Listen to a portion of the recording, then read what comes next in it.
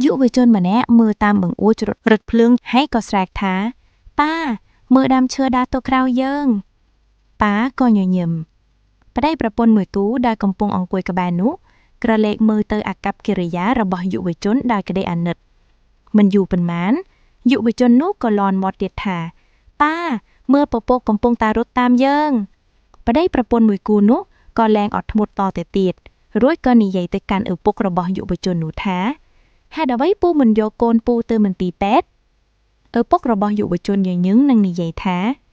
តាមពិតខ្ញុំបាននាំទៅពេទ្យរួចហើយយើងទើបតែត្រឡប់មកពីមន្ទីរពេទ្យទេកូនប្រុសរបស់ខ្ញុំពិការភ្នែកតាំងពីកំណើតគេទើបវាការទទួលបានភ្នែកភ្លឺនៅថ្ងៃនេះទេប្តីប្រពន្ធមួយគូនេះក៏ស្ងាត់មាត់ដូចគេចុក